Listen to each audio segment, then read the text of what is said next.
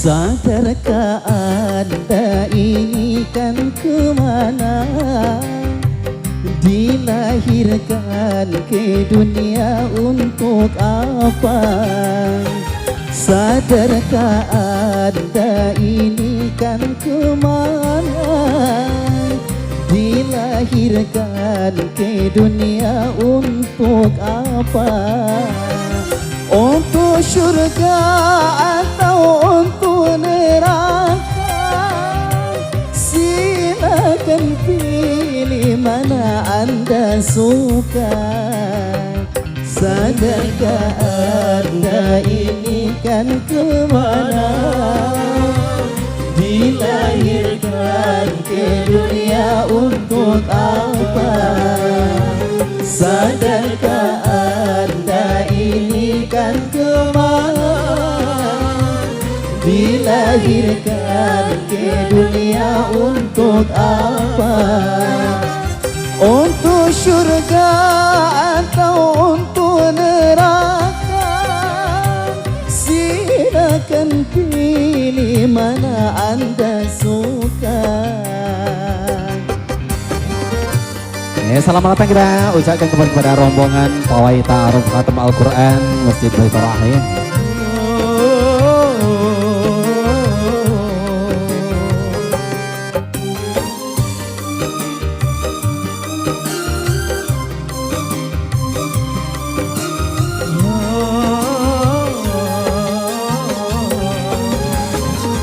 Sadarlah dirimu wahai insan, hidup ini hanya sebagai titian.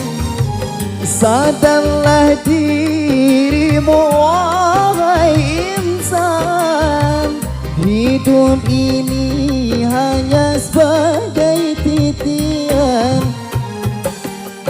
Antara hidup yang kita jalani dengan alam yang sedang kita nanti.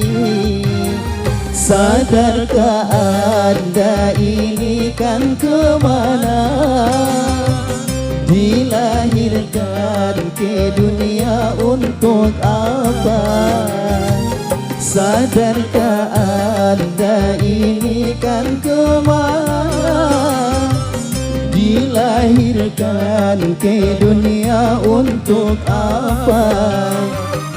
Untuk syurga atau untuk neraka? Silakan pilih mana Anda suka.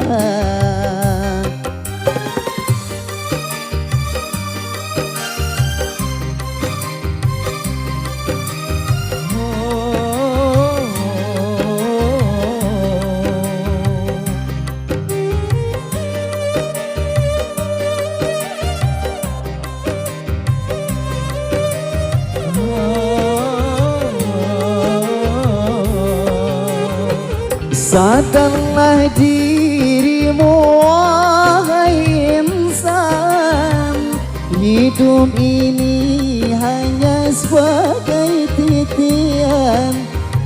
Sadarlah dirimu wahai insan, hidup ini hanya sebagai titian.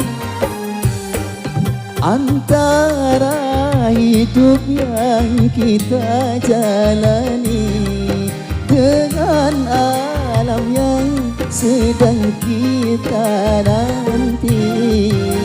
Sadarkah Anda ini kan kemana? Dilahirkan ke dunia untuk apa? Sadarkah Anda ini kan kemana? Dilahirkan ke dunia untuk apa? Untuk syurga atau untuk neraka? Silakan pilih mana Anda suka.